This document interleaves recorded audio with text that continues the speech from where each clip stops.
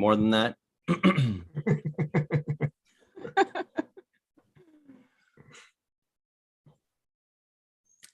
Well, hello, everybody. You are watching The Main Viewer. You know what time it is. It's time for our live show. We have so much to talk to you about, so much. First of all, we've got an update on whether Disney is stealing from Star Trek. That's it. It's no longer a discussion. The answer is yes. We have a third item that they have that they are stealing or seem to be stealing. Of course, we're not going to accuse them of that. We're just pointing out the details of it. Also, another update from last week, we found another group that was ranking all Star Trek series. Oh gosh. And you'll notice a theme between the two that I'm none too pleased with. So we're going to be going at it. Also, we have a lot of convention news, everybody. If you like Star Trek conventions or nerd conventions of any kind, we've got some news for you there. Some from people that were actually there. No spoilers, but it's Muhammad. Anyway, we got so much more. Also, you guys, it's the end of an era. The end of a Star Trek era. A big, powerful, important, amazing era in Star Trek has ended. And I don't know if people realize what it signifies, but to me, I feel like it's actually a really big deal. But we're going to talk about all that stuff, you guys. Everybody's like, can you just tell us who's here already and stop talking about what's going to be on the show? Yes. Giggle Champ of 2017, 2018, 2019, and 1993, Melissa Longo is here. Hi. See, look at that, showing off. Now she's just showing off. We also have, the Dean of Arts and Sciences at Duke University, as well as occasional Star Trek science advisor. You made faces. Did I get that right, Muhammad? Dr. Muhammad Noor. That is correct, effective July 1st. So you're just traveling forward in time. Always a pleasure to be on The Main Viewer. Thank you. Yeah, I'm always like, wait, it's not natural sciences anymore. It's arts and sciences, which July is 1st. Bigger and better, and July 1st. No, July. Okay. We also have the, as we like to say, the walking exclamation point. She's also a surgeon, by the way, and she says OMG more than anybody in Northern California, Southern California, and all of the United States, by the way. Dr. Anne Marie Siegel. Hi, not anymore. Yes, not a surgeon anymore. Not as of July 1st. Okay. Okay. Oh gosh. My name's Ryan T. Husk. Whatever. Okay. Come on. You need a better introduction than that. Whoop, whoop. Host of the virtual TrekCon, host of the Seventh Rule, all around great guy, great actor, great executive producer. There you go. You can do it. Oh, we're done. Okay. That's all you got. Jeez. Whereas poor Melissa, all she got was Giggle Queen. Sorry, Melissa. It's okay. Lisa's awesome.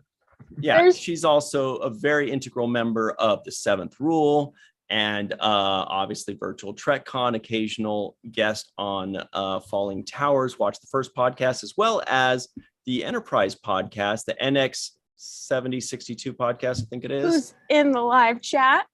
And great actress and great artist. Yep. NX 7062, got it right. Working on the new song. Woohoo! Ooh, just so you know. Awesome. All right. YouTube channel? For my YouTube, and I'm really excited about it. Awesome. Sorry. That's great. So check that out, everybody. Also, we may be getting a very special guest from the Orville joining in. He or she, it's a he, is what am I saying? He may be joining us, but he's busy in the office doing important Orville stuff. Hopefully he'll be popping in at some point during this live show. If not, we got tons of stuff to talk about anyway, everybody. So let's get into it. Yeah. First things first, Muhammad, you just got finished with Awesome Con. I did. Tell us about it. In a word, awesome. Just kidding. No, it was a fun event. It was a Friday, Saturday, Sunday convention, 3 days. Unlike say STLV or Mission Chicago, this is a broad convention, so all sorts of pop culture, anime, gaming, things like that. when I was talking, so my son came along too, and I was telling him ahead of time before he went into the vendor room. I said, think about the STLV vendor room and multiply it by about 6. And that's about the size of this vendor room. It's a giant vendor area. There were so many people there, including our friends from Science Division with the world's only app-enabled Tribble. So make sure to check that out sometime. Yeah. An app-enabled Tribble? It's so cool. And they actually have a giant one. They have one that's like this big, literally. Oh my gosh. They were on the Star Trek Virtual TrekCon Promenade. They were. They like sponsored prizes for our quiz nights. They're amazing. Yeah. Where else were they recently? I feel like they were on something else a few months back. We saw them Chicago Missions. That's what it was. Okay. Yeah, they were at Mission Chicago. So in terms of Trek people there, since we're obviously on the main viewer, which is mostly a Trek or Trek adjacent show. Wesley Crusher, what's his real name? I'm blanking. Will Wheaton. Thank you. Sorry, I don't know why I drew a blank on his name. Will Wheaton was there, as well as both Anthony Rapp and Wilson Cruz. So I saw the panel for. I didn't see Will Wheaton's, but Anthony Rapp and Wilson Cruz did one on. I think it was Saturday afternoon at 4:15. It was interesting though, even though the two of them are from Discovery, of course. Just about all the questions were about rent and other sorts of Broadway things like that too. So people were really excited about them being there and the representation that they bring to. And it was just a good time. Outside of Trek, people like Haley Atwell, who was Agent Carter. So she was there. From Anthony Daniels, who plays C-3PO in Star Wars, was there. Wow! Yes. Yeah. The guy who plays Grand Moff Tarkin, I can't remember his name. The Moff Nor, right? No, Moff Nor. But he's from Mandalorian. He was there. He had a giant line. So Anthony Daniels also. I saw his panel. He is definitely a showman. Like he got there, he was walking around the audience. He would take questions and then make them into the questions he wanted to answer, and just super entertaining the whole time. It was great. Can I just throw out there that I was going to say Will Wheatons, but Dave Mattingly beat me to the punch. Oh, Wheatons. Yeah. One last thing to mention about Awesome Con before I let it go is no, you're great. That was great. The Sci-Fi Sisters were there in full force, which is it's always wonderful to see them. And they had a great panel on Saturday night at 9 p.m. It was called Picard and the Sisters, or the Sisters and Picard. I don't remember the order, but it was very interesting talking about like Picard and representation through the show. Especially the roles of say Guinan and Rafi and things like that. So really fun time. What about your panel? Oh yeah, I have a panel too. That's right. I give a panel there on genetics, genetic ancestry testing, race, and Star Trek on Sunday afternoon too. Fun. Wow. Yeah. So, all right, everybody at home. Peter Cushing is what our friend Stephanie Klein says. Stephanie K, as far as the actor that played Grand Moff Nor. So everybody at home, we're going to finish up on conventions in a second here.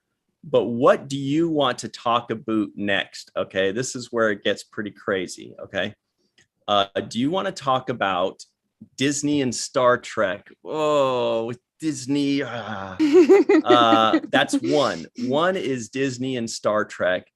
Two is the bone that we've got to pick, and by we I mean me, maybe others, as to the second ranking of Star Trek series. Oh yeah, I'm sorry. No, you guys decide. Sorry. I'm with you, Melissa. Or three, do we want to talk about the end of a Star Trek era? So just type in 1, 2, or 3. Okay. 1 is Disney stealing from Star Trek. 2 is people that keep pooping on a specific series in every ranking.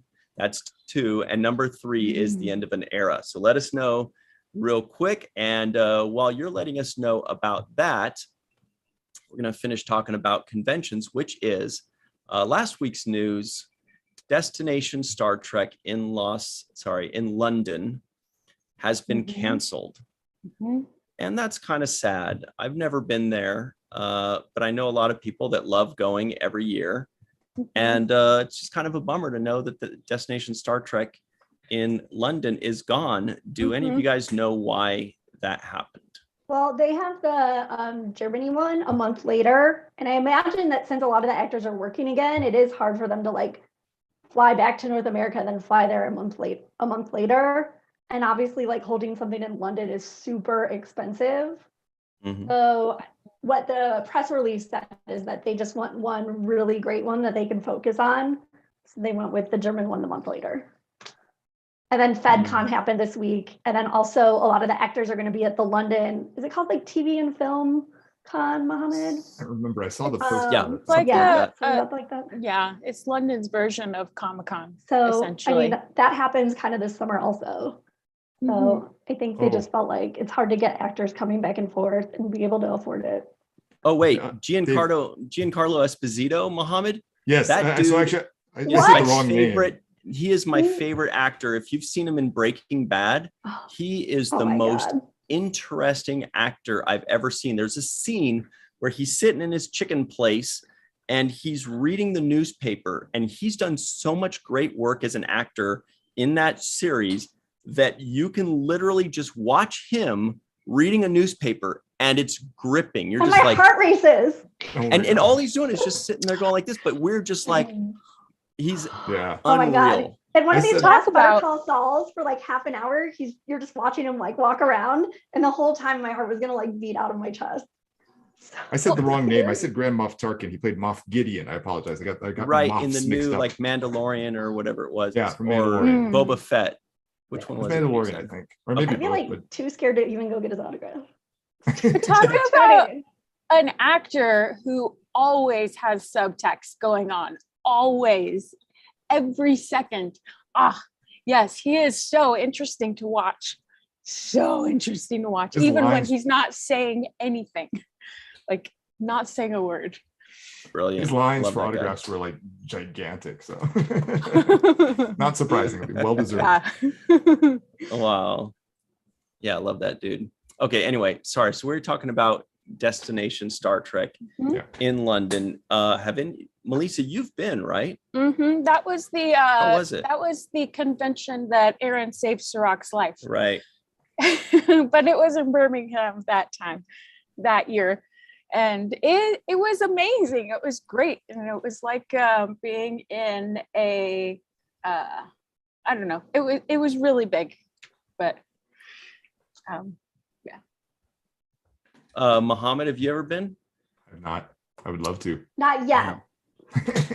You're kind. You know, like Marina Kravchuk and Jesse Akendo, their Shore Leave podcast does really interesting episodes where they go to both like American and European conventions and then like talk about how they're different and if you're like interested in going to one or the other, how to compare. So I highly recommend that. Shore Leave, we love them. Oh yeah, Mm-hmm. great podcast for sure.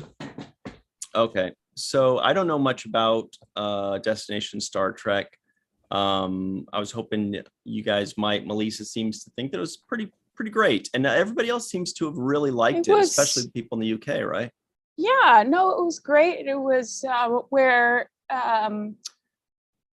Aaron and I first met the cast of Discovery, who are incredible. I liked it better when you. At first, I thought you were saying it's where Aaron and I first met. We're all like, oh, Yeah. But then you said, Oh no, the cast of Discovery. Yeah.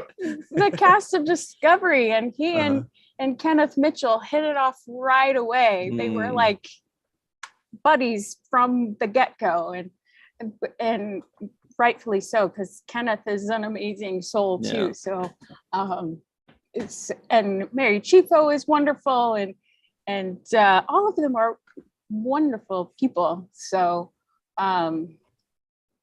yeah, it was Okay, fun.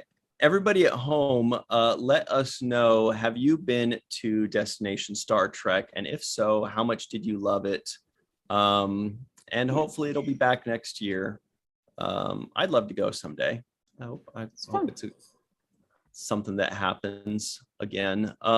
Okay, so it looks like most people were choosing number 3, option number 3. Wayner showed up and said, wait, I got here late. What's that about the end of an era? Well, you're not late because we haven't explained it yet. You're here just in time.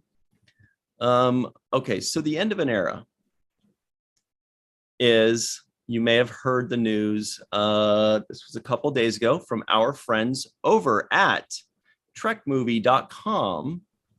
They tell us Deep Space Nine is leaving Netflix USA. Star Trek is now streaming exclusively on Paramount Plus. As of July 1st. Everything's July 1st. It is July 1st. Right. I just watched Deep Space Nine last night on Netflix still. So it's still there. I'm sorry, on Paramount Plus? On Netflix. It was there. I was kind of like, should I check which episode I was on so I don't lose track? And then I was like, what am I doing? I watched them all over and over anyway. Like, at the end of June, you are correct. July 1st, there it is right there. So Trek's Netflix decade ends. Yeah. Okay, so the reason this kind of hit me in a bittersweet way was, look, we knew this was going to happen. We knew this was the plan, and we're all for it. We're like, yes, move everything over to Paramount Plus, get all the Star Trek fans to go support the new streaming service. Totally makes sense. Business-wise, it's the right business model. Everybody's doing. I get it. However, I will say this, that Prodigy, Lower Decks, Picard, Strange New Worlds, Discovery, Short Treks, none of that would be happening had it not been for Star Trek being on Netflix. Yes. Every one of us, myself included, when we found out Star Trek was on Netflix, we're like, wait, you mean I could just like watch all Star Trek all day, anytime, any episode? I could put it on when I'm going to sleep at night. It can be playing while I'm working on stuff. I could just have my own party by myself, Netflix and chill by myself with my popcorn. And we all watched the hell out of it. We rewatched it and rewatched it and rewatched it. I didn't have to look at my old tape, my VHS tapes like back in the day. And we watched it so much that it funded by itself the entire first season of Discovery and then some, theoretically, according to reports. So I don't know. I kind of want to commemorate a little bit that, like, hey, I'm very happy that it's moving over to Paramount Plus. I think that's great. I think that was the natural evolution. It was always going to happen. But let's all recognize that there was a decade in which Netflix was the reason that we all began to like Star Trek even more. We got to rewatch it so much, and it funded an entire new era of Star Trek being made. Yeah. So I hadn't watched Star Trek in like 15 years until it came on Netflix, right. And I realized it was on there. Like, and then you went nuts, right? And then I went nuts, and it became like the number one thing I listened to or watched or listened to again. But I mean, back before that, it was like $120 for a season of TNG. Yeah, I was like, that's pretty steep. And also, the CDs run out while you're asleep, which I hate. I hate waking up to no Star Trek. That's a great quote. Yeah. But yeah, I mean, like, that's what made us rewatch. I mean, because before like I said, I used to own these old Next Generation episodes on VHS tape. One tape for one episode, or else I would get one you were VHS buying them? Oh yeah, I just taped them off the TV. Oh yeah, me too. And then hey, you guys weren't as nerdy as I was, as devoted as I was. No, ours are better because you had to, or you could buy a DVD box set of an entire season for anywhere between like $70 and $150 or whatever it was. I had a couple Deep Space Nine. You could get them on eBay for less, and I made it my mission to get the whole DVD seasons 1 through 7 of Deep Space Nine. How much was it? Were they used or new or what? They were used. Okay. They were used, but I didn't care. They were cheaper, and they were like $20-$30 a season. Great deal. Yeah. Mm-hmm. I have a confession to make. I have never once shopped on eBay. I just don't trust other people. I'm like, it just seems so complicated and weird. And like, you're not 100% sure what you're going to get. And everybody else has had great experiences on it, but I've never done it. You know what I used it for? When Renee's wife put like some of Renee's collection on. That's right. And that's how I got that His Way picture. But yeah, I mean, it is scary. Do you use Craigslist or any of those other similar things? Yeah, although Craigslist has turned into a cesspool. I tried to use it recently, like maybe like a year ago, and I was like, what happened to this website? It used to be so helpful, and now it's just like I don't know. Or have you used it? What's it like? Not recently. I haven't used it. Yeah, it used to be great. It used to be great for a starving musician to meet other starving musicians. Yeah, I stayed away from Craigslist because there's too many people dying. Yeah, I never used it for people. Yeah, it was always like, lawnmower kind of stuff. That was what I was using Craigslist for. Yeah. So, yeah, Melissa, sorry. Melissa, you never watched Star Trek on Netflix? You were strictly No. I watched it on Netflix. This was prior to the big Netflix streaming, all of that jazz stuff. And yeah, but as soon as it was on Netflix, I watched it all the time.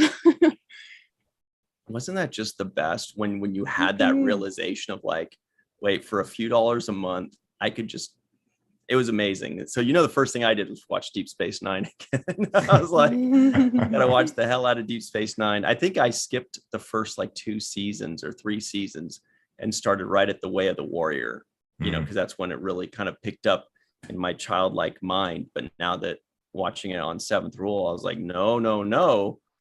I want to see more of those first 3 seasons now. By the way, sad because like it was picking up people, like new fans who just happen to watch it because it's on Netflix and they'll watch whatever, and there's so many episodes available, so you kind of have to already be wanting to watch Star Trek to get Paramount Plus. Yeah, that's that. Or you have it for another reason, like the Tonys is a big one, or RuPaul. I mean, I do think that's kind of the one inherent problem with having Star Trek solely on Paramount Plus is, for the most part, generally speaking, the people that are going to get Paramount Plus are going to get it because they're Star Trek fans. So they're not going to be bringing in any new fans. Whereas when it was on Netflix, you do have that potential for bringing in new fans. So whatever, there's the good and the bad with these business models, but I'm sure they calculated that and were like, still worth it, dude. Still worth it. It's a lot more money that way too. It's fair, Can I shout out another end of era thing? You know about this one, Ryan, too. Let's hear it. So I wasn't sure if you want to talk more about this first. I didn't want to cut you off. We could talk about it forever, but what do you got? So the other thing, this is a much shorter era, but just a shout out to one of our friend shows here that's having a transition.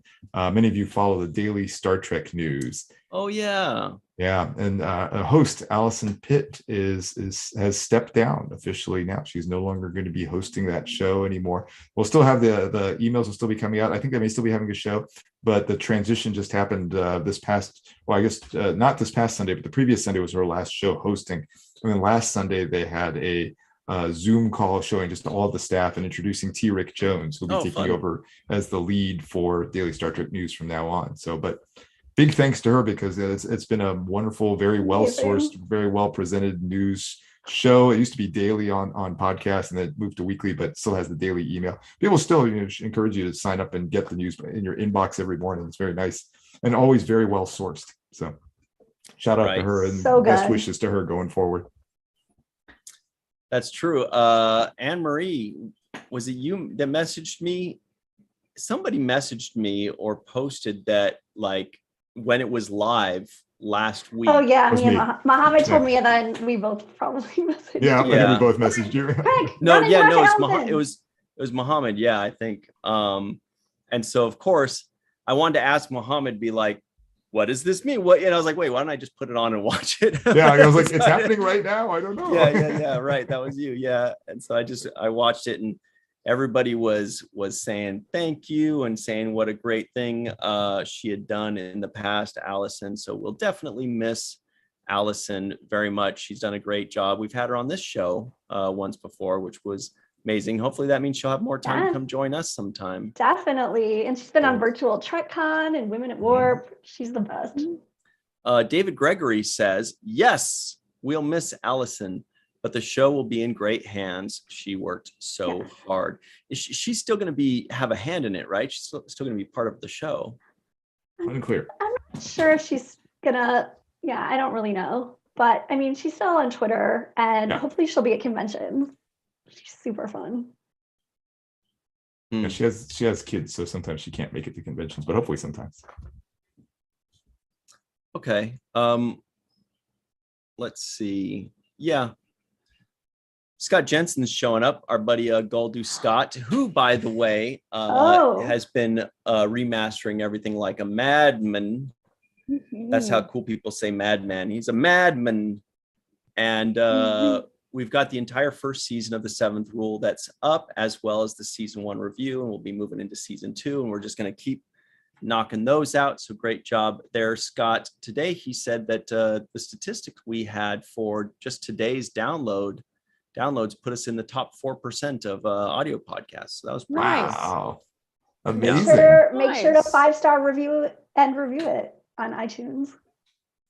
Yeah, please, everybody, go give us reviews and ratings. Or wherever and nice you listen to it, because it's on Spotify there too, and you can give it a 5-star review there as well. You just find all the sources and do it everywhere. Definitely do it on iTunes, because that's how they do the. And what was the other one? I don't have it opened up right now, but what was there's like Podcaster Master or podcast. What's the one? Something about a nut and a bean. I don't really know. No, it's like Podcast Addict. That's what it is. That one's a big one too, actually. That one maybe like second or third most for us there. Anyway, so told you we got a lot to talk about, but here's a big announcement, everybody at home. Since we will be talking a little bit about the Orville, just know that we know you love Star Trek and Chill on Friday nights. Our live show, Star Trek and Chill on Friday nights. That's every Friday night, 5 p.m. Pacific, 8 p.m. Eastern, live, just like this one. For the next couple months, it will be the Orville and Chill. And we'll be covering the previous day's Orville episode.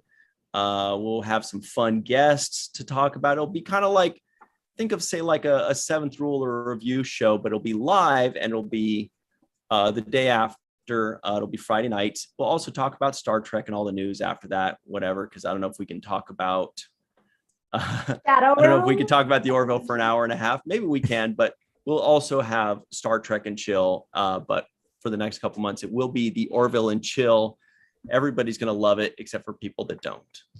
I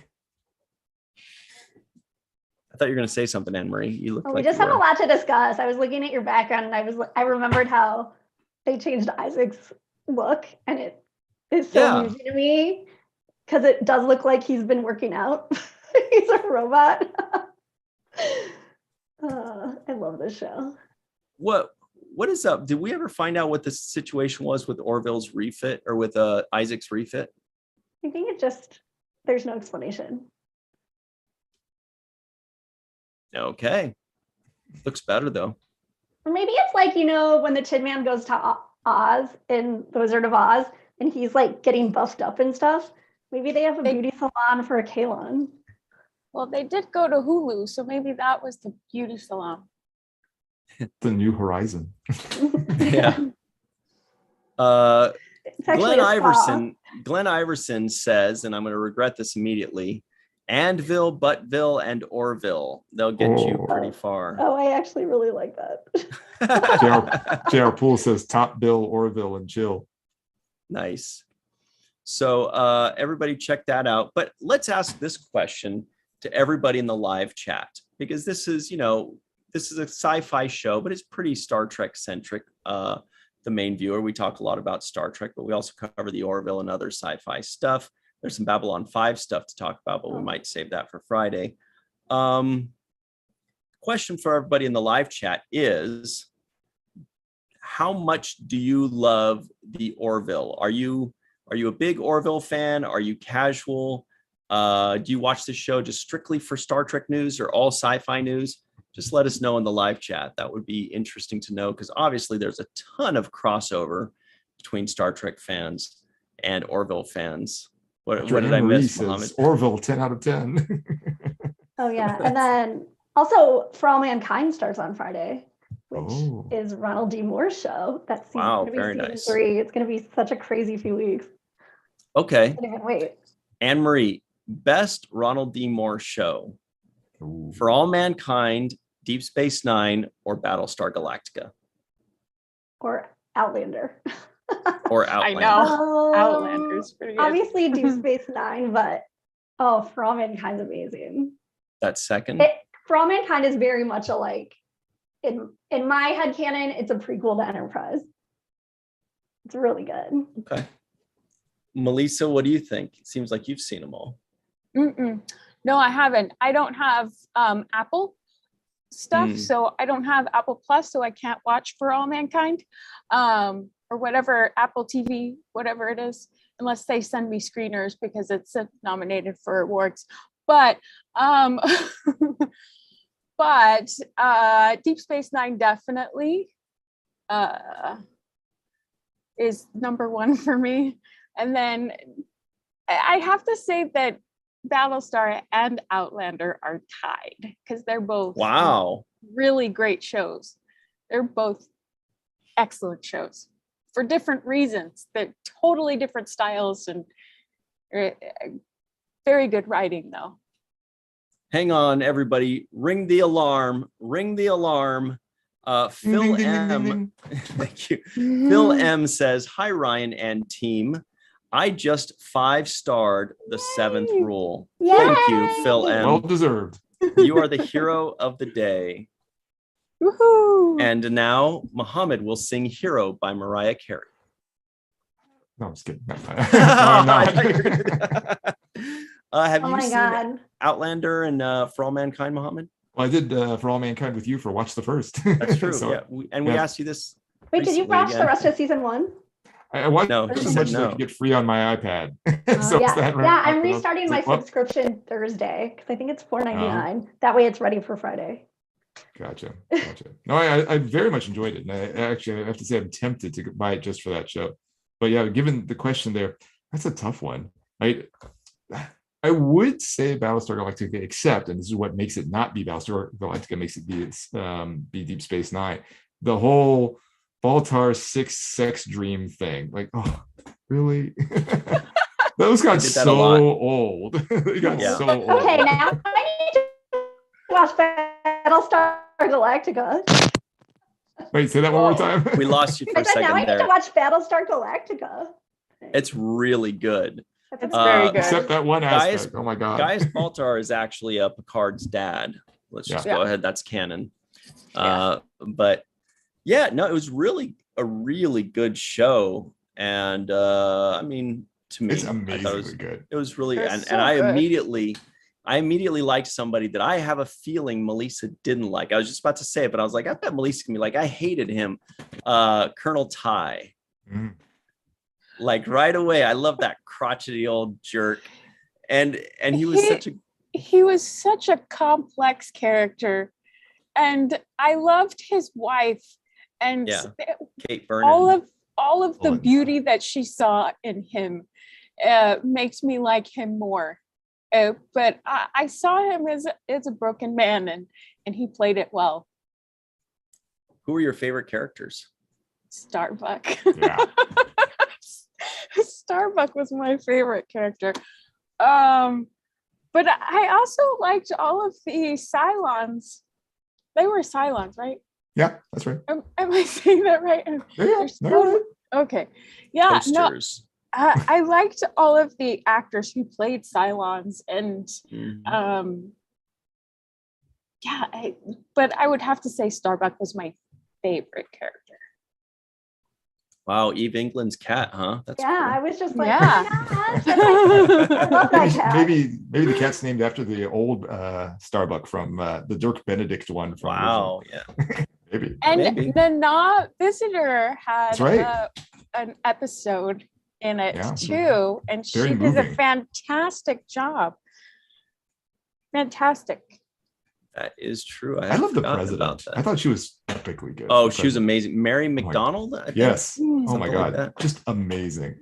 Well, and what a tough job that she had, going from a teacher to being thrown as the leader of everything. Yep. The president. I love that storyline. That's great. Yeah. By the way, everybody, very quickly, if you do not know who Starbuck is, who the character of Starbuck by Dirk Benedict was named after, it's this cat right here. Yeah. So majestic. So Starbuck cute out in fluffy. Wales. Do you think gosh. that Starbucks Meow has a Welsh accent? Yes. That's a good question. Yes. Starbuck is a beautiful cat. Especially So when Starbucks. I cute. love Starbucks to run across the field. Oh my gosh. Yeah. And the slow Yes, motion. The Oh slow my gosh. motion run across the field was Is brilliant. pretty Amazing. great. And Yeah, I don't then think we the wanna watch eyes glistening in the sunlight. Yeah. I don't think we want to see eyes. Dirk Benedict running across the field in slow motion. Slow motion. I wouldn't do the well, same. Kate, Sackhoff, Katie Sackhoff. Yeah. She'd be great. running across the field. She's great in anything she does. She's awesome. Yeah. So Scott Jensen, the 13th, says, be like Phil, fast, because Phil was the one that rated the seventh rule. DQ says, speaking of stars, can we get some likes on this video? Yes, everybody, please go ahead and give this live video a like. Go ahead and share this with your friends. Be like, you guys, these people are talking about stuff right now. And they'll be like, what are they talking about? Say, I don't know, it kind of changes every couple minutes. I'm not really, there was a cat a few minutes ago. And then before that, it was, well, it might be coffee later. Who knows? All Starbucks related. Anyway, but yeah, share it with your friends and give us some likes and some stars and stuff like that. Thanks very much. All right. I don't remember where we were. We're going to do the other Star Trek poll thing. Yes. Okay. Are we moving into that? All right. Oh, I'm scared. So everybody at home, Let's do it. just remember, Friday at 5 p.m. Pacific, 8 p.m. Eastern time. It's the Orville and Chill, followed by Star Trek and Chill. You'll still get all your favorite chill Star Trek conversations, just preceded by your new favorite Orville conversations. It's going to be so in-depth and interesting, and oh boy, you are going to enjoy it so much, probably. Okay. So the next one, you guys, you remember last week, I think it was last week, we had, there was like everybody, it was numbered 1 through 11. I don't remember exactly which article that was. It was Screen Rant, right? Yes, and they were using right. Rotten Tomatoes as the like rubric, but also that was a little bit flawed because sometimes it'll be like based on two reviews or like based on 7. So I don't know how accurate the statistics are for that, but yeah. Okay, so this one is from /film.com, everybody.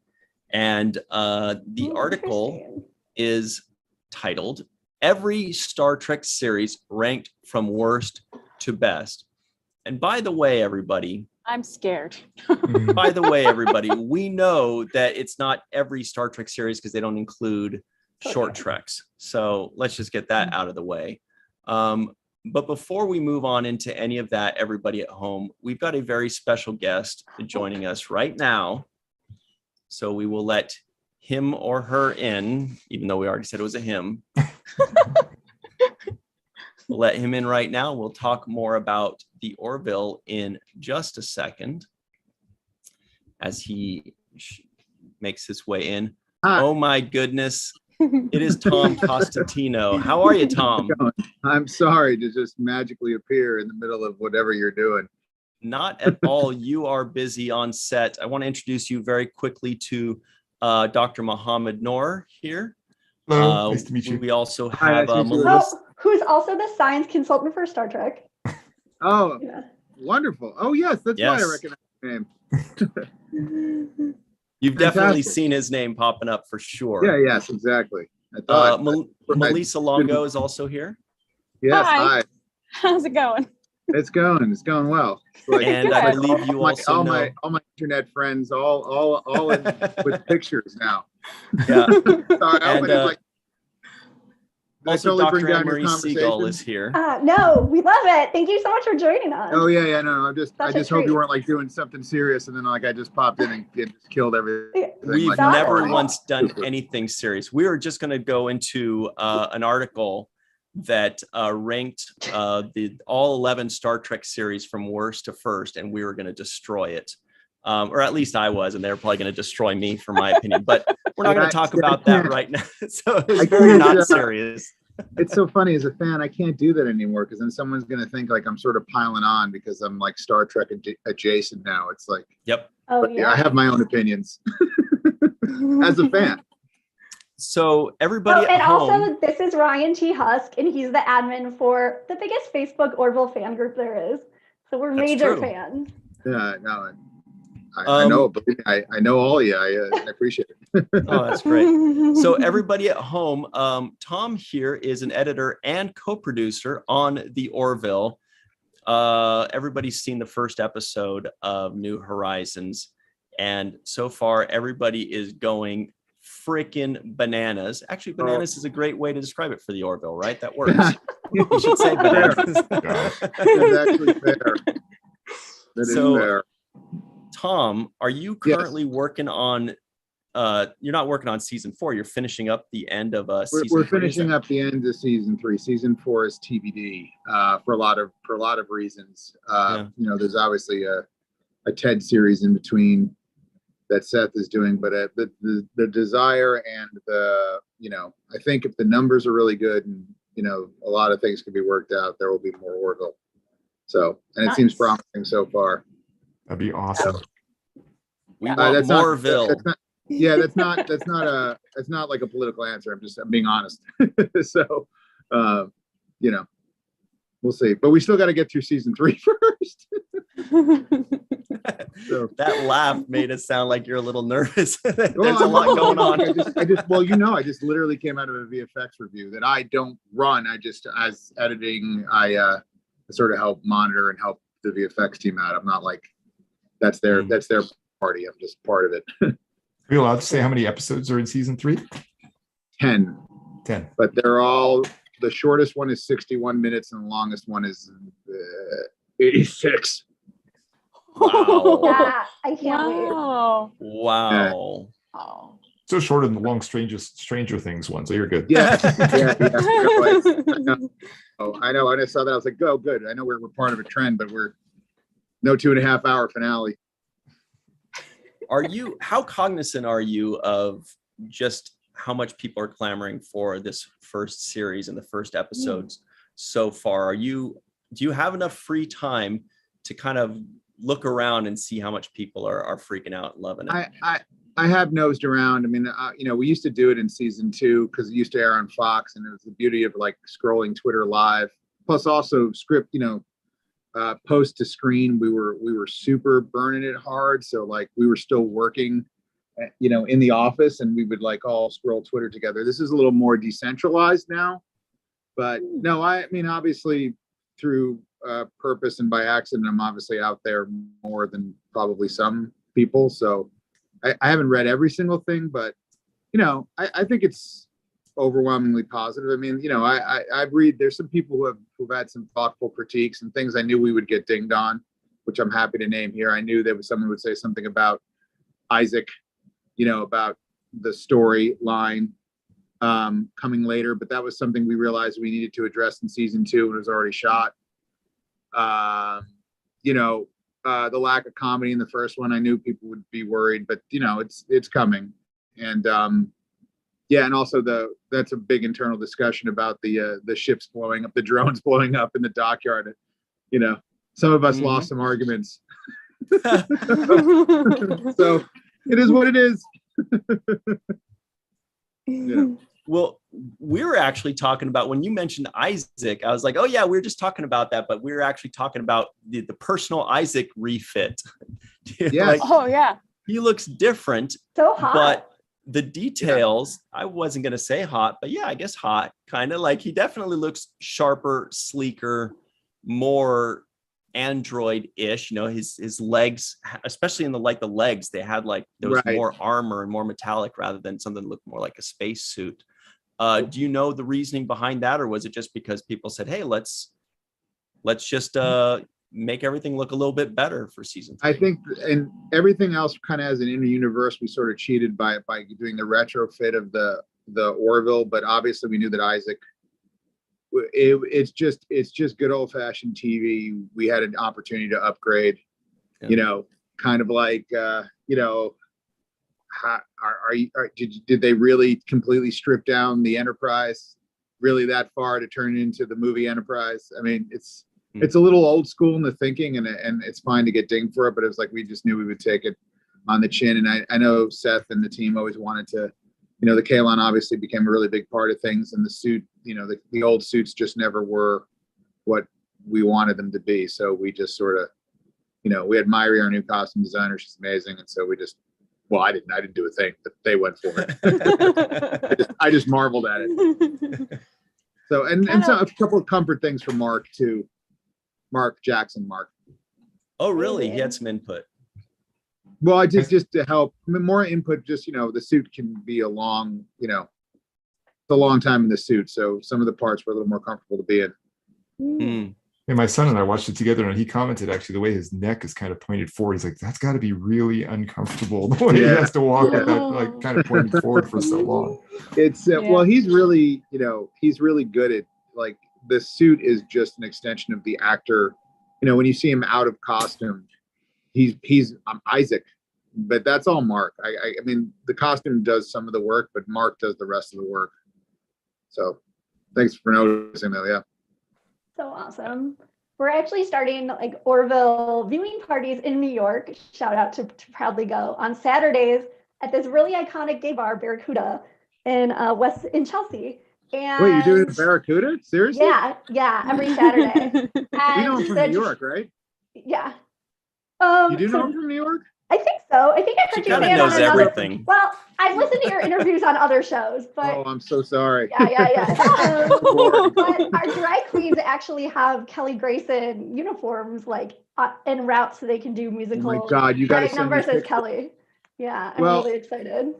Shoot, I wish I had known, because, you know, we did a little bit of house cleaning between season 2 and 3, and I probably would. I don't know. Let me know if they need anything. Well, if you have anything that's to amazing. send. Yeah.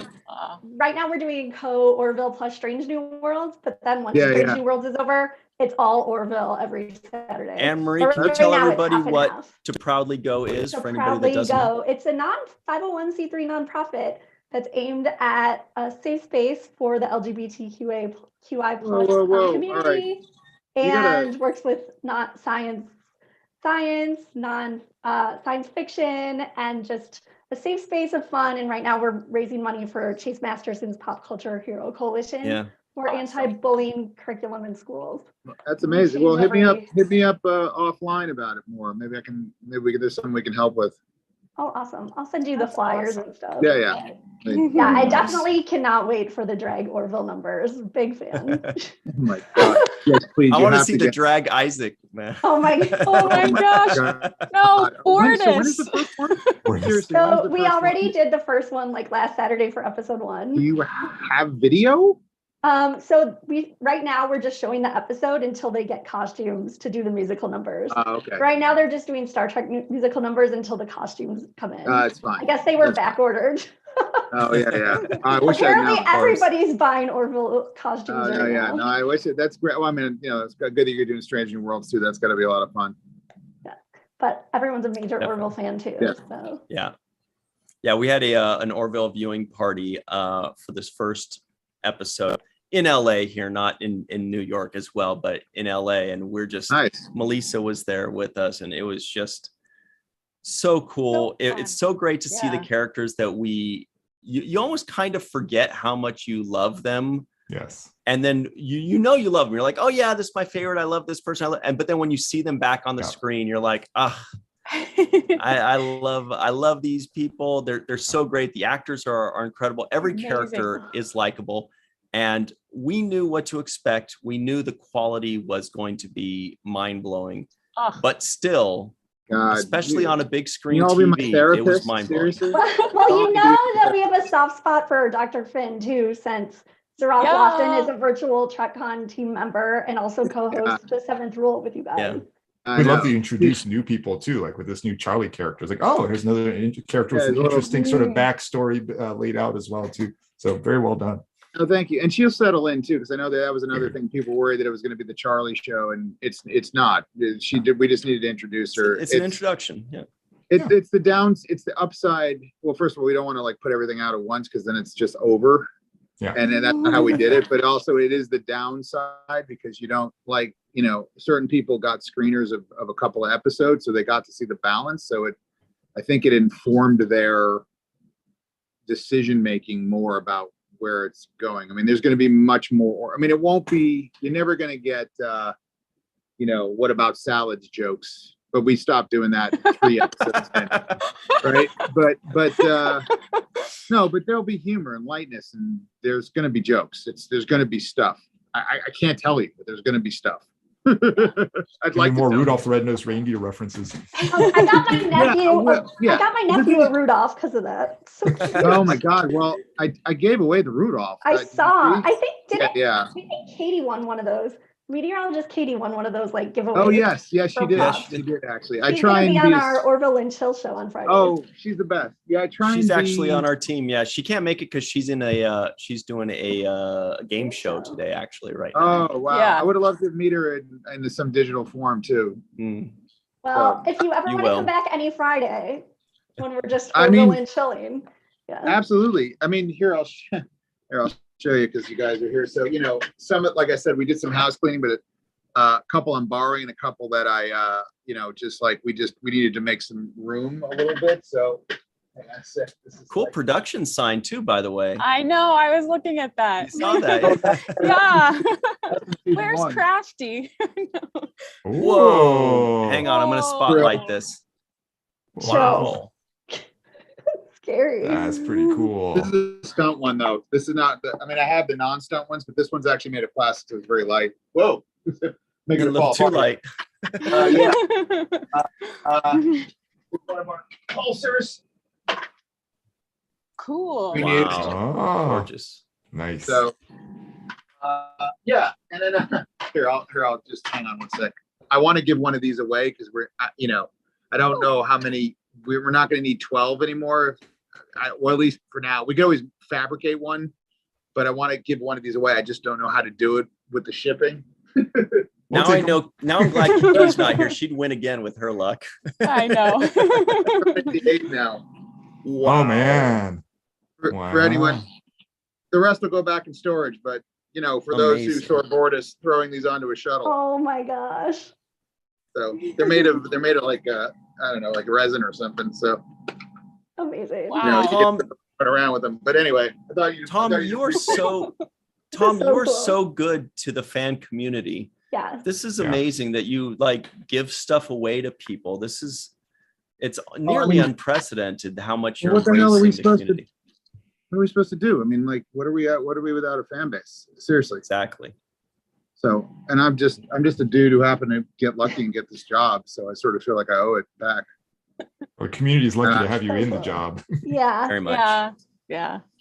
So Everybody's do you really have nice. your hands in all parts of production? Like, or do all departments interact with each other fairly regularly and communicate with each other?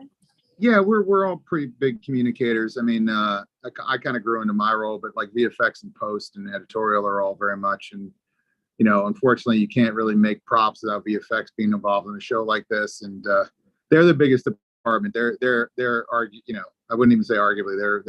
They're more important than even my little corner of the world, our little corner, because it's me and the editorial team. But we're all pretty communicative. Like I said, our new costume designer is amazing. Stephen Lineweaver has been here since the pilot. Robert, his right hand man. Like we have some really great people, and obviously you got Seth and John Kassar at the top, and Brandon Braga's still around, and Oh, that guy. Yeah. So yeah, no. So it's a great group. I mean, the plus and minus of the show is that it's made with love, but it's like it's made. Seth works like a film director, so sometimes the speed in which it's made is not. It's more film-like in its process. Mm-hmm. So it's a little. That's hence. Not that I'm saying any of the other franchises do it, but like. We can't do 22 episodes of NCIS over here. It's just not how we're built. So, real quick, in the live chat right now, Orville Nation is there, who you might know, Tom. And Orville Nation and PJ says Tom probably has one that actually works. I think he's referencing the missile or whatever. He's keeping that PJ, one. Say hi. No, but I have more stuff. I have that. Why can't there's another contest that's coming? So there's a couple props back there, but no, we do have couple of guns work. I haven't put batteries in them. Oh wait, well you know what? I can't. It's not the batteries on it. But here I'll show you. Nice.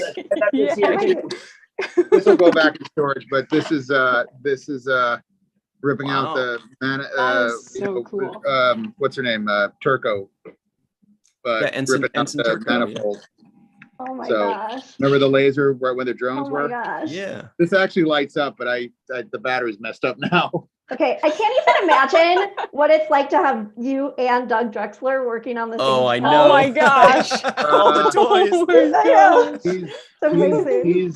He's a delightful human. It was sort of like, and he's told this story before that the only time I ever fanboyed out on anybody on the show, like hard. Like I was kind of annoying. No, he was, but I was just like, oh my God, you're Doug Drexler. So, but yeah, he's a cool dude. But our whole art department, I mean, Doug's amazing, but like the whole art department is great people. Mm-hmm. So, some of which you probably interact with online, like Kit Stolen, yeah, amazing. Also, by the way, real quick, everybody at home, Doug Drexler went into surgery. Yes. Was it today? Today, UCLA. Oh. So send Yeah, so majorly good vibes and nice. Yes, I didn't know if it was lots of love on public, so social media. I didn't want to say anything. But Yeah, he made it public. I know that's why you weren't saying anything, but he did. Yeah. So He's we're got all a lot rooting of stuff for Doug, going on. and we can't wait to have him back on the show so we can cheer him on for his successful surgery and recovery. He's a solid. He's just a hell of a guy. Like I can't say enough nice things about him. Mm-hmm. So, Yeah, we love Doug, and we hope to have him back soon, and we wish for a very speedy recovery. We know he will. I mean, that guy's got the energy of an ox. Mhm. Oh my gosh. Yes. Or like an Energizer Bunny. he's like 20 years old. And I mean, like he outruns all of us. Yeah, he's just one of those people. There's just some people that just come with the energy and have a really good, I mean, look, he's probably seen a lot of business in this industry, but the way he reflects it back is more positive than most. Mm-hmm. I mean, you all work, you know what it's like doing some of this. So is he like that on set too? Is he just buzzing around and laughing loudly and taking things out? Yeah, I mean, he was at least on our show. He was mostly in this building 310, and yeah, he is the digital persona is the same as the non-digital persona. Wow. So, but in the most non larger than life. Like it's not like overdone in life. He's just a guy who brings good energy. Even when he's having a rough day, which is really hard, because this industry can, take a piece when it wants to. The first episode's out now. Is there some piece of it that you're especially proud of? Like, oh my gosh, this was so hard and we nailed it. Is there some piece that really jumped out? Well, I never feel like we nailed it because I was born Catholic and I'm only good with like negative reinforcement. Actually now I sound like Seth from his Wired.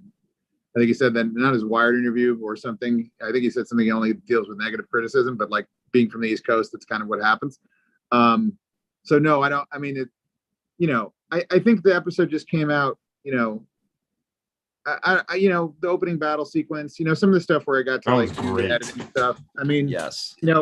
Besides some of the logic stuff on the drone sequence, that was a Brandon special, and Tom, like, we got to do that, and we were doing that towards the early part of the pandemic, putting that together. So it's like a moment in time, and originally it was going to be 6 drones, and it kind of went on forever.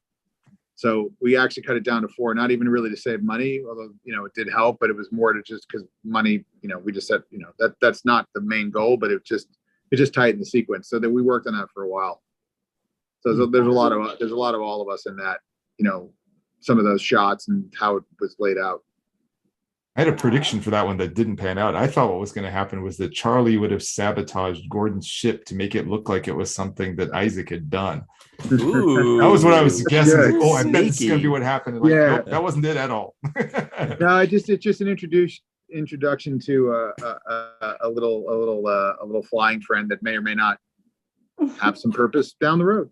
Oh, it will for sure, right? Looking forward to that for sure. It looked great. Oh. No, go ahead, Melissa. It did look great, and the visuals are incredible. The colors are amazing. But do you find that you have more room to play now that you're on Hulu than before, as far as timing wise? And yeah, timing is a big deal. I mean, I know, and there's been you get the occasional tweet that goes, "Oh, it's too long." Yeah, that's part of it. No, and that's fair. I get it, but it's it was not, relaunching the Orville, coming out of docking and like let it be what it is. That wasn't like not deliberate. It's like there's time to breathe. The characters. We purposefully. Well, this was Seth. This was and that was the first shot we shot coming back from the pandemic. Penny and the we shot the first half of it before the world ended, and when Penny's in the so long ago in the dining area, with the Isaac, the right. Oh yeah. And then the second half was shot during the pandemic, like after we were off, not shooting for 10 months.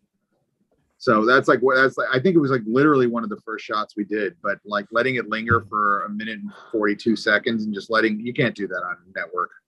And it starts as a high wide and it goes into her face. So it's, that's the kind of fun you get to have. Yeah, I ship them so hard. I need them back together. What? Like, I ship Isaac and Dr. Finn so hard. I need them back together. They're one of my favorite TV couples. I can't. I don't want to get fired. It's a surprise. Just keep watching.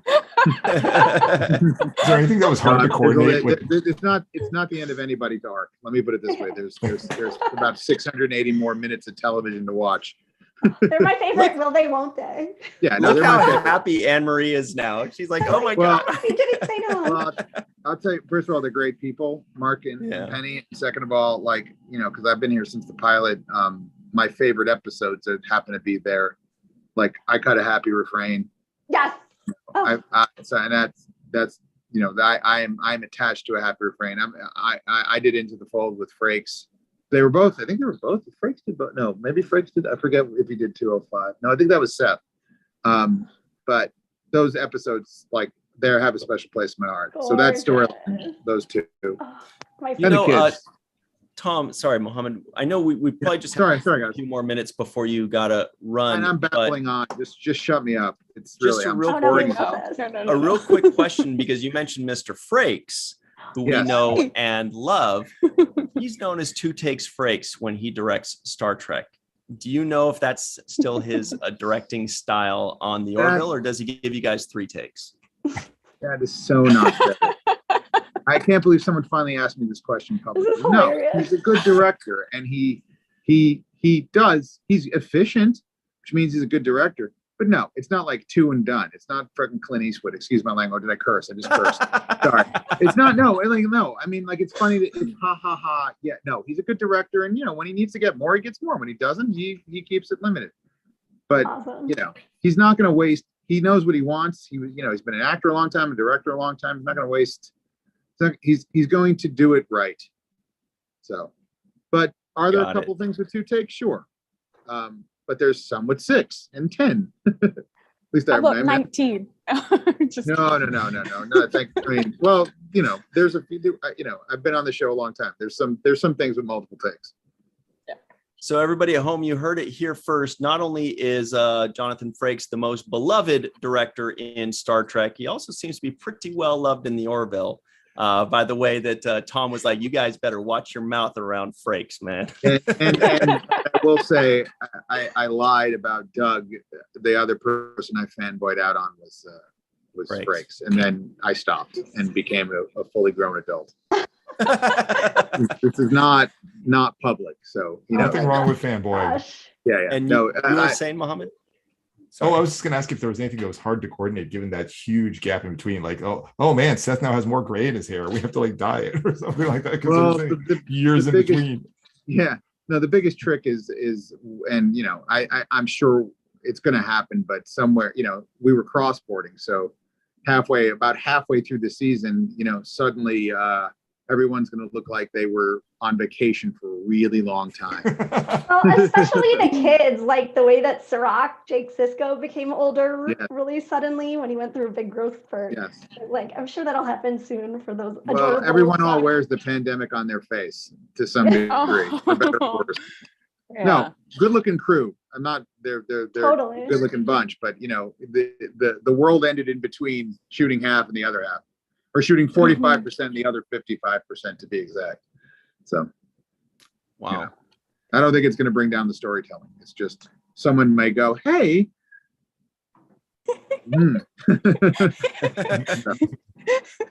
Yeah. So you said you fanboyed out on Jonathan the Frakes. So that means you were a Star Trek fan before the Orville?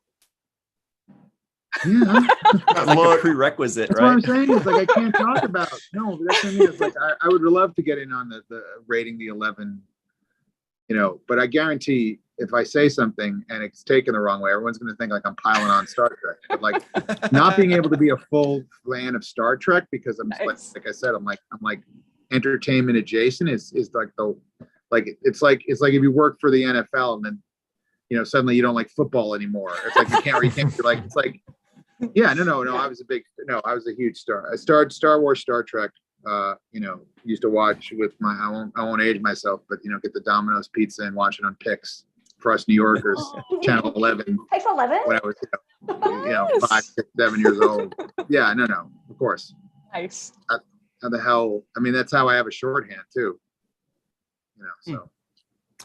Well, Tom, we don't want to take up any more of your time. We do really appreciate you jumping in like this in the middle of a work day. That's really awesome. No.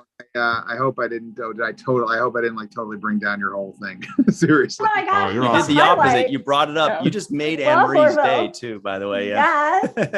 Really? No, this has been really great, Tom. We really appreciate it. Before you go, we'll read a couple more things from the live chat right now. Sure.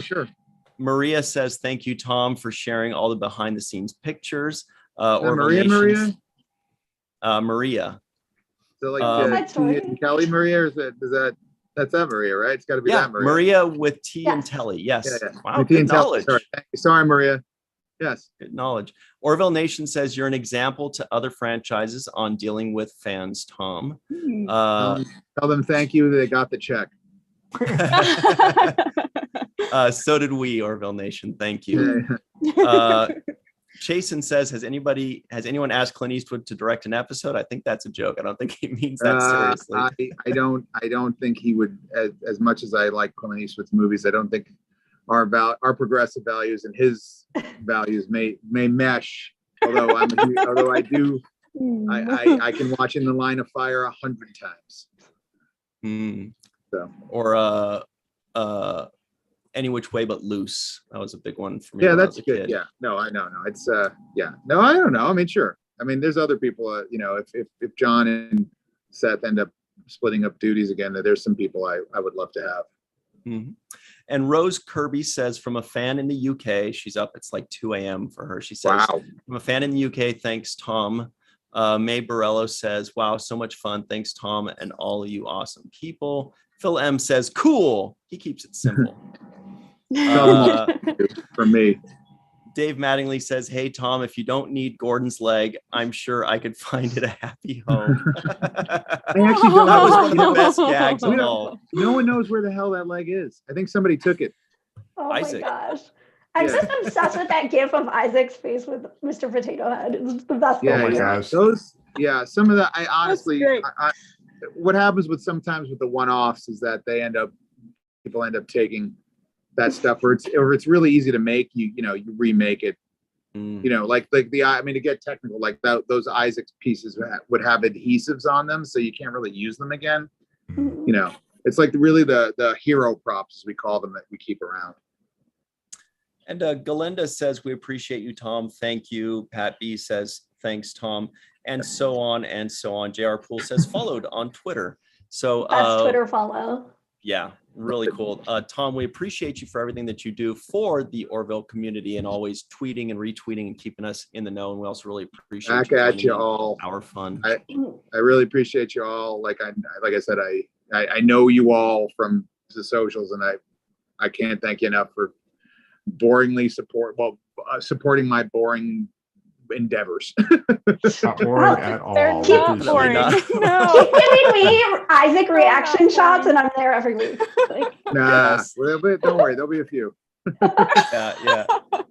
Yeah. The new Isaac reaction shot. That's when I noticed that he was different when we got our first Isaac reaction shot of season 3. And I was like, wait, Isaac's different. Yeah. No, it takes a second. 'cause he was Yeah, sad. no, we didn't hang a lantern on it, but the lantern is like, wait, you know how you're like, you just go look at season 2 and you go, oh wow, that's all. I'm surprised no one, I guess because we put it out with the push clip, as we called it, no one's been like, hey, look at the panels. Yeah. Oh, like the wall panels. Well, actually, we had John Drexler on for Virtual TrekCon a few months Oh, we ago, did talk and about it. Okay. He talked about it for like an hour, and people were just referring to that Doug Drexler Showed a video lot of great in our live detail, chat, yeah. saying to go back. and watch it No, again. there was And like, the there floors too. was a couple thousand panels and I have video of it, which I should probably post now.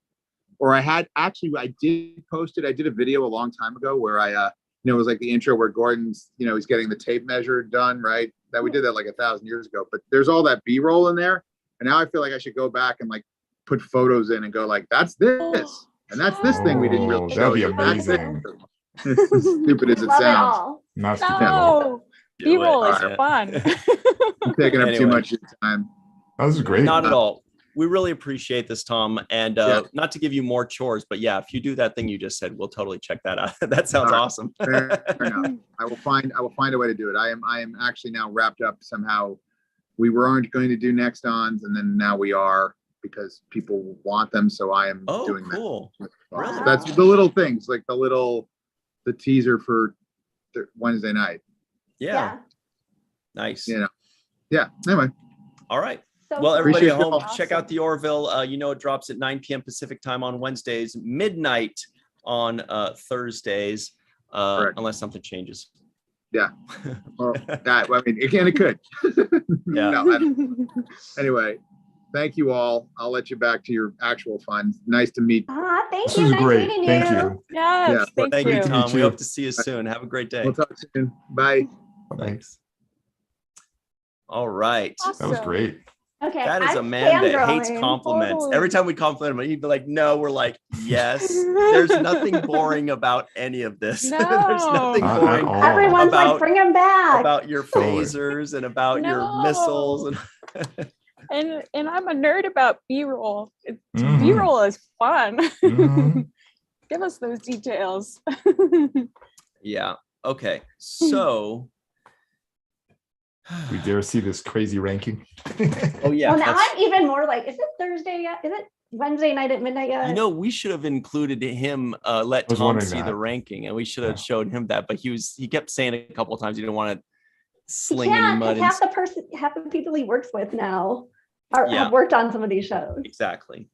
I keep calling it insult by omission. Nowadays, you can't compliment something because people take it as a slight about to this? some every What about single that? time. Oh yeah. You have a picture of characters, they go, what about where's so and so? What's This is up? hard in no. Star Trek when there are like thousands of characters. I like puppies. Are you trying to eat kittens? Like, no. Yeah, you hate What's wrong with kittens. kittens? Yeah. Nothing. They're crunchy. All right. So, little crunchy toes. So like corn nuts. Anyway, okay, so here's this thing, you guys. Everybody in the live chat, you guys ready for something that's a little less fun than what we were just doing? Sorry, that was so much fun that I feel like anything we do to follow that is just going to be kind of a downer, but whatever. That's what we do. Okay. So this next one is from, let's see, /film.com, as we mentioned. And it says, every Star Trek series ranked from worst to first, even just the title, from worst to best. Just say ranked. The worst one is still one of my favorite shows. Okay. So everybody at home, you'll recall, you know what? Number 11. Okay, first of all, can we say how hot William Shatner looks even in that ugly shirt? Amazing. Okay, now continue. I was gonna comment on Spock's face eyebrows. of he's kind of got like a I dare you. Let's rock the boat a bit. I think he's just checking out Shatner. Maybe that's he's the voice of the people. Yeah. All right. As he's playing with these pieces. All right. So here we go. Number 11. Let's just start here. Number 11, the one that they rank as the worst Star Trek series.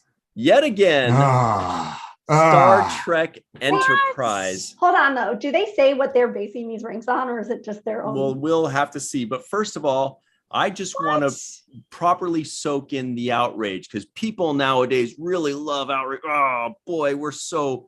That deserves outrage. It's no way that's the worst one. It's not. The shocking thing is that we've seen two of these, and both of them have put Enterprise at 11. I'm wondering, it's one of three things. Number one, they just truly both think that Enterprise is the worst somehow. Number two, they don't know much about Star Trek, and they're just following like the trends. Like they know that people kind of poop on Enterprise a lot, so they're kind of going with that. Or number three, maybe they just think that's the safest one.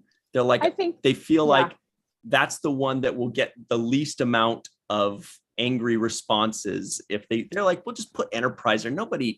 People don't care about. They're not going to react. Yeah, I think it might be the last one that you said.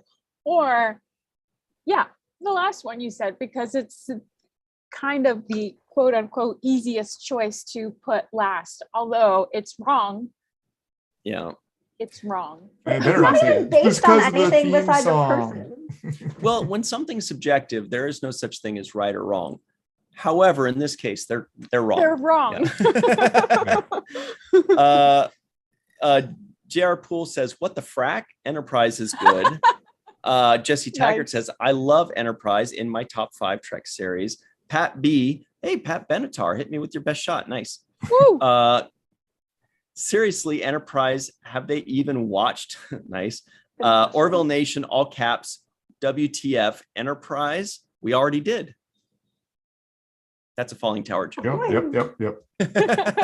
You did. And then NX 760. Yeah, I bet she's got something to say.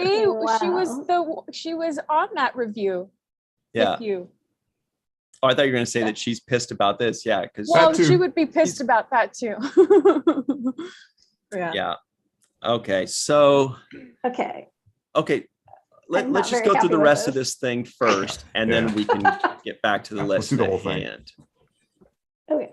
Let's let these guys dig their hole a little deeper. Not that every Star Trek series is it's great. One person's opinion, and the reasoning she's giving is the theme song.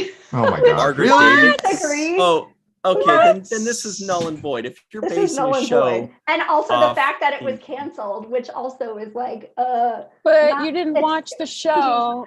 Yeah, and the reason it was canceled isn't because of the fans. It was because of the network. Weren't included at the time. Plus, you guys, let's be honest. If we're basing shows off of theme song, then everybody knows Discoveries is the worst. Just kidding. I just want to see people get pissed in the live chat. No, it's great. I'd rather listen to that theme song than listen to Oh, I was gonna say original series first, but I was like, nah, I feel like nobody will believe me if I say that. Oh my gosh, that was priceless. Nicely done, Mohammed. And Linda Anderreich says, leave my ENT theme alone. Yeah. True. True. Galenda says, I love Enterprise. Okay. So is she really basing It's very it snarky, and I just read some of the reasoning for some of the others. Super snarky, and of course I clicked on her bio. So she's a Star Wars fan. So let's look and see what it says. Well, does it really say It's very snarky because of the song? That's one of the 3 reasons she gave. That and a limp finale or something. Oh, well, the finale, Like, sure. Very. Okay, so let's look real quick. Here we go. Oh yeah, blown faith of the heart, corny power ballad. I mean, Watch your I can't mouth. disagree, but You better. To the abrupt introduction of the Zindi, I thought the Zindi were great. yeah, Totally. I want more of the Abrupt? Zindi in Yeah, what is it? Strange Abrupt New It Worlds. wasn't really abrupt. it was a whole season. What do you need? It was Abrupt. 1/4 of the episodes. Yeah, I want to see actually the Zindi in Strange New Worlds. I really hope we get some of that. That That'd be would great. be cool. Okay, anyway, so moving on to number 10, Star Trek Discovery. Ooh, throwing some shade there. I think the other one gave Oh, wait, we forgot to Discovery at like say- 4 or 5. The Discovery news that season 5 started production yesterday. Oh yeah, good point. Okay, sorry. well, Continue. That's exciting. That's okay. We Discovery can. news. I've got that pulled up. We can stop this Sorry. and and point that out. Michelle Paradise yesterday tweets, "Hello Toronto, Star Trek Discovery," with the bridge set, the captain's chair. So we know that means it's time for Star Trek Discovery season 5 to be shot or to begin being shot. And Michael Hell Burnham yeah. says, "Hell yeah!" Oh, that's so that's cute. fun news there. Mm. Okay. Of course, we all know that the true answer is anytime somebody makes a list of from worst to best, something's going to piss us off every single, like there's no right answer. There's no way you can't piss people off. But here we go. Number 9. And that's what we like. We like to, create division and hatred amongst fan base. That's Because our that's something that doesn't exist otherwise. Oh no, never. It doesn't happen naturally all by its onesies. Non-stop. Just Ooh, Star appreciate the Trek. love when we have more hate Picard. around to contrast it to. Oh, Number 9. okay. Number That's 9 the is reason. Star Trek Picard, you guys. Patrick Picard. Yeah, number 9, Star Trek. Oh, I thought I pulled it up. I'm so sorry. There it is. You had Star one Trek job, Picard. Ryan. Just kidding. Yeah. So ridiculous. I wish. I know. Picard when you're like, is, the subreddit is one of the reasons. What? It personally person hurts says- me. yeah, personally hurts me to place Picard this low on the list, but 2 things weigh it down. The first is a reminder of the way this series is a hot potato among some Trek fans, often engaging in heated debate and new episodes. Well, heated debate after new That's episodes. not just Picard. That's not Oh. that's not a negative. Yeah. How is it a negative to be like it? Well, It brings up hot debates. it's not unique to Picard. Isn't that also what Every- subreddit's for? every series has had debates on subreddit. Oh my All of God, them. you guys. Okay, let's I go to- realized that we hadn't looked at her reasoning for Discovery. So I took a quick Oh, glance it's and you'll bad. never guess what I found, everybody, and all Huh. you naysayers. She says, it may be I know. tiresome to watch Spock's legacy get trotted out over Oh. and over again. I I would wasn't gonna never call indulge it you. tiresome. I would Yeah. never call it tiresome, but it's funny that she mentioned that. Hmm. Okay. I did meet Eric at AwesomeCon, the guy who wrote that article. Oh, This one? Aviola? No, not Oh. that article. The article that quoted you Cassiola. about the. Yeah, he's Oh so yeah, nice. yeah. Number 8. Do you guys have any guesses for what number 8 is? I'll say TAS, just guessing. Okay. Muhammad says the animated series. He'll be shocked to find out that he is exactly correct. Number 8, the animated series. That other one had it at number 2, which was ridiculous. Yeah, it should have been 1. If we're basing it off theme songs. Oh, I see. No. Okay. Remarkable for the time, kid-friendly storytelling, blah, blah, blah. Animated medium allows for some new characters and fascinating new species. That's what I thought was great about it, was that they could do whatever they wanted with creating whatever they want, not have any budgetary restrictions in that regard. DC Fontana, executive producer. Cool. She says, though the animation is sometimes flat and noticeably recycled elements, the scripts retain. Sometimes. Eesh. Always. Oh, yeah, the giant Spock. Yeah. Okay. Number 7, Star Trek Prodigy, another animated show. And then, so now we're hitting the middle of the pack. They'll look a little sad about their ranking. Yeah, they're dismayed. It's so good. It is good. Agreed. It's so good. But they're sad at the ranking, though. What was that? 7? Number 6 is, oh wait, you guys got any guesses? I don't know.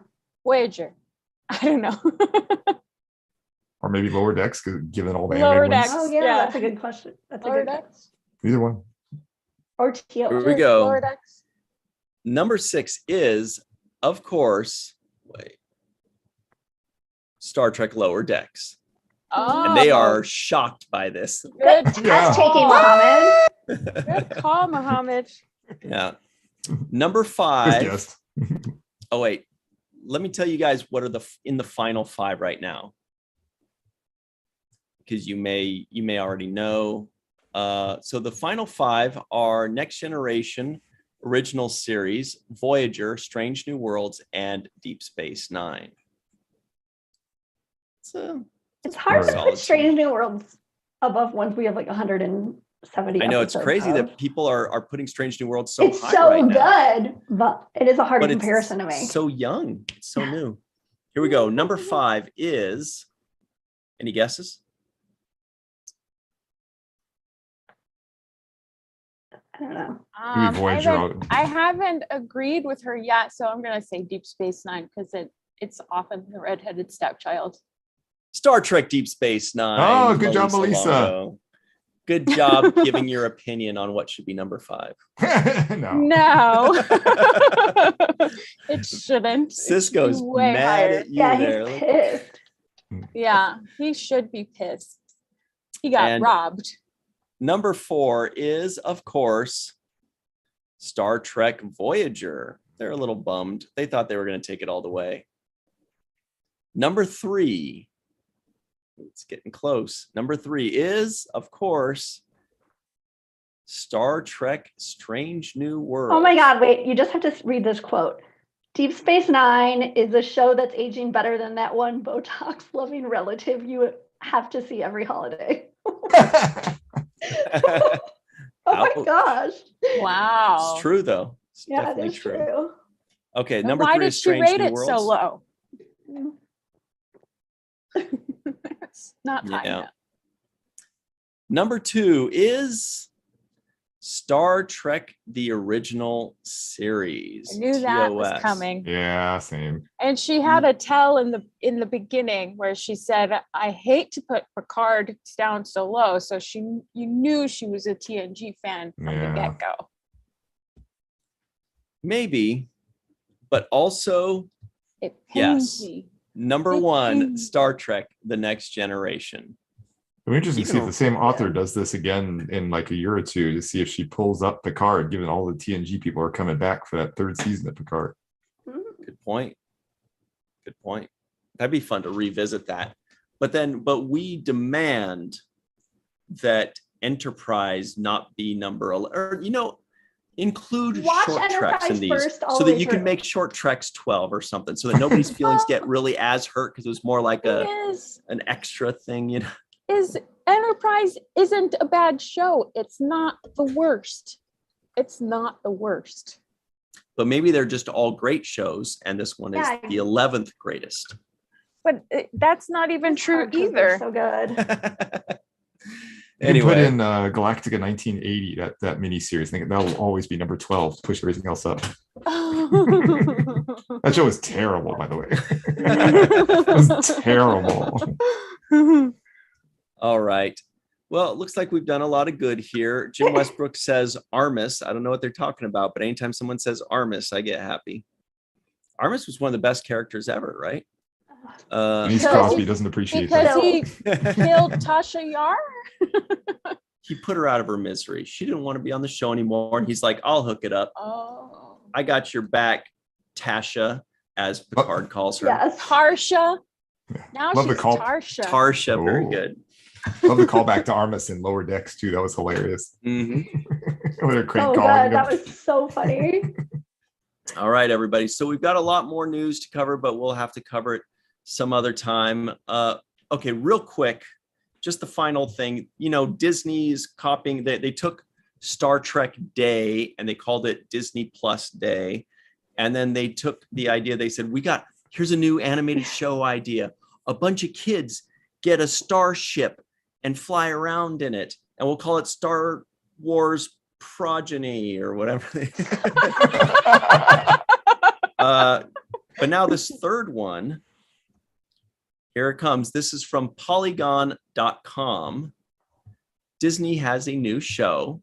Disney's new animated movie follows a dysfunctional family's place, explores, and it's called Strange World. Oh my god. Strange Wow. World. Okay. It's like Lost in Space Star Trek. Oh my goodness. Next, they're going to be like, a new series about nuts. It's going to be called Star Wars Pecans. No, okay, not that one. That one they won't do. That one. That's the first time that Melissa ever was like, I'm not even like half smiling. She looked just angry. I'm not angry. That was okay. I deserved that. That was a dumb, I shouldn't have wasted Angry. our time on that one. There's no Anyway. anger in here at all at the moment. Anyway, No, this is not true.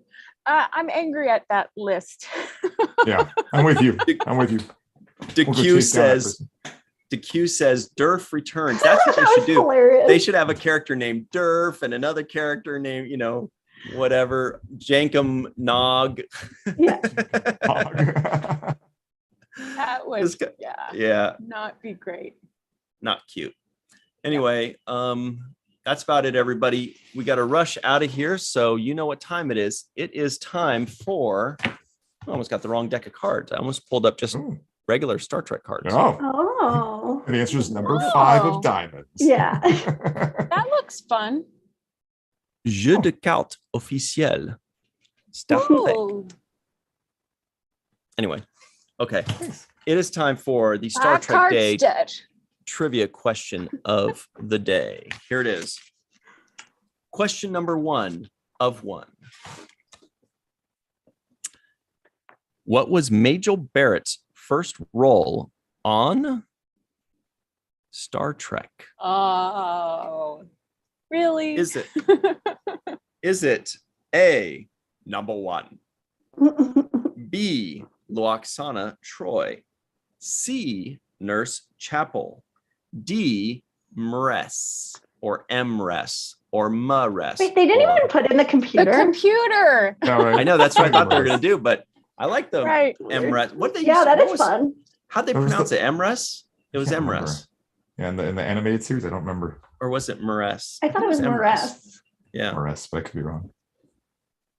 Okay. Is it A, number 1, B, Loaxana Troy, C, Nurse Chapel, or D, Mress? Was she Morris? I don't actually know who Yeah, voiced she Morris. voiced a couple Oh, okay. things. Yeah. Okay. J.R. Poole wants to hear more of Ryan's French accent.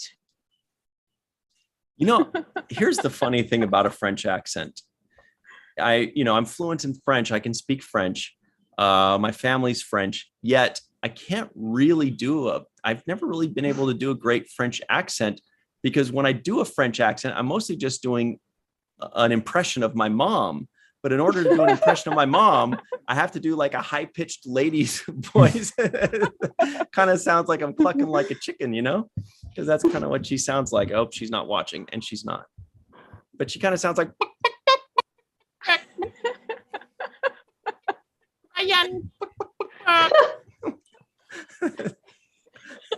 That's.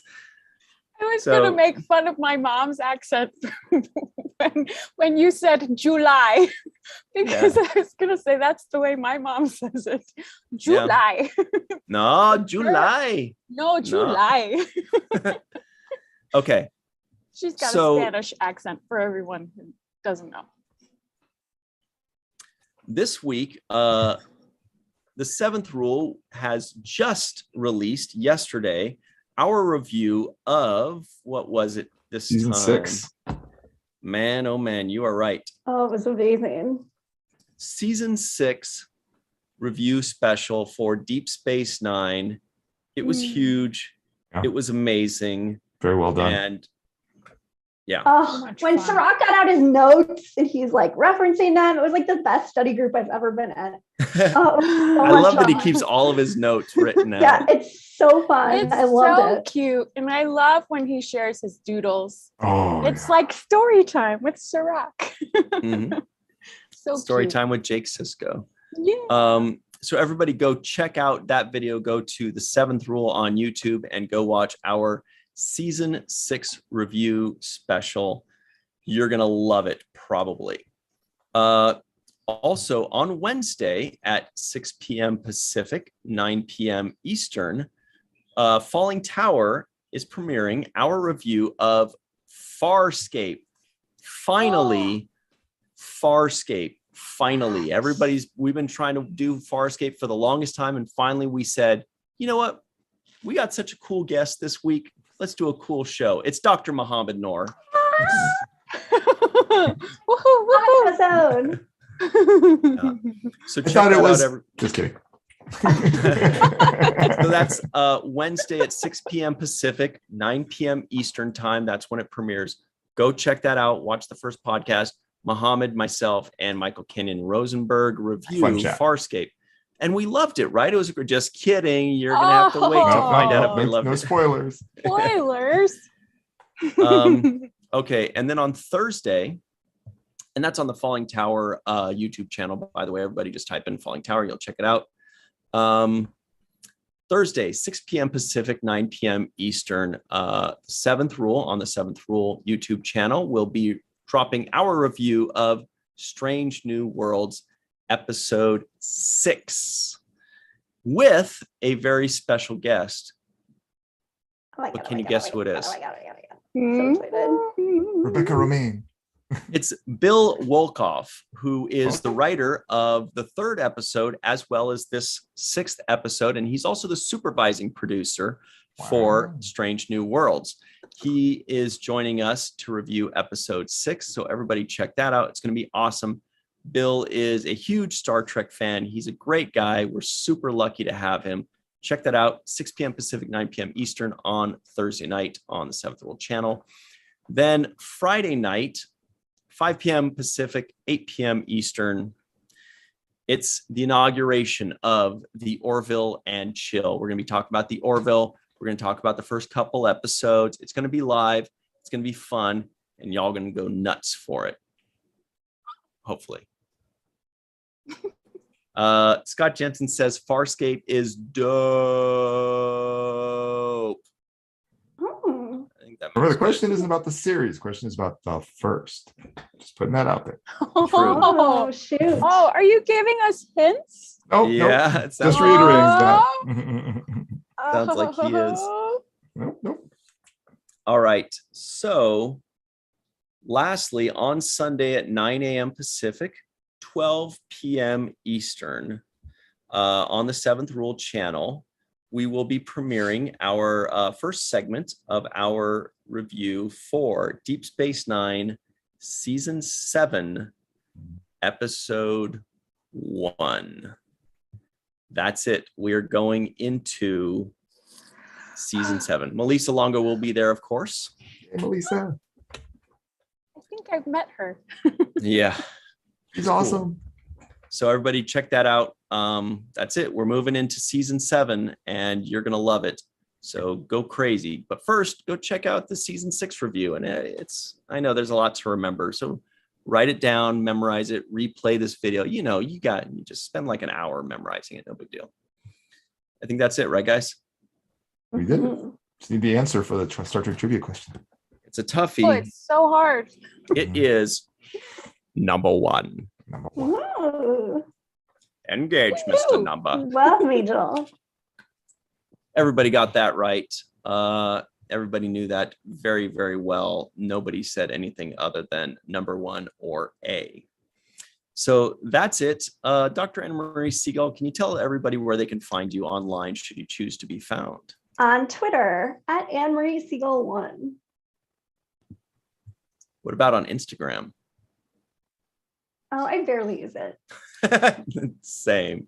Yeah. What about you, Melissa? Where would you like to be found? You can find me at Melissa Longo on the social media trifecta and on YouTube, Melissa Longo. There'll be some new stuff coming in soon. Ooh. And, watch it first sometimes and Seventh Rule sometimes, and re-listen to the relaunches or listen to the first. Just listen. Keep your ears open because my mouth isn't working. Your shirt says too, right? Yeah. Huh? That's what your shirt says too. The Great River will provide. Oh, no, never mind. Sorry, I thought I said Doesn't keep your ears open. Nah. Sorry. That reminds me of what Scott Jensen said earlier today.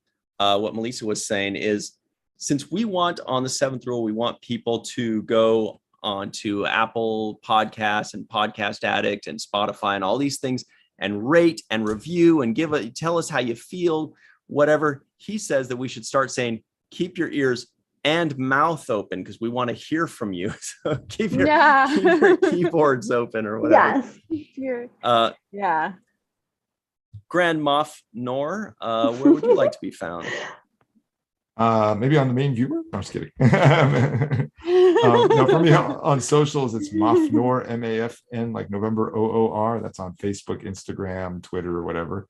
And on YouTube as Biotrekkie, BIOTREKKIE. May Borello gives us the sweetest compliment of the day. She says, "Thanks all. You are so much fun to watch."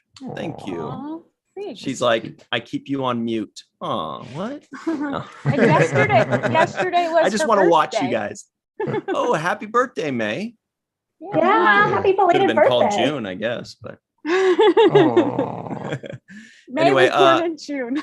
yeah, everybody, you can find me on the Falling Tower social media and YouTube channel, as well as Virtual TrekCon right here, or the social media for Virtual TrekCon, and or the 7th Rule podcast, of course, 7th Rule on YouTube, in social media, and go check out, please, the 7th Rule on I got my t-shirt or my sweatshirt. Nice.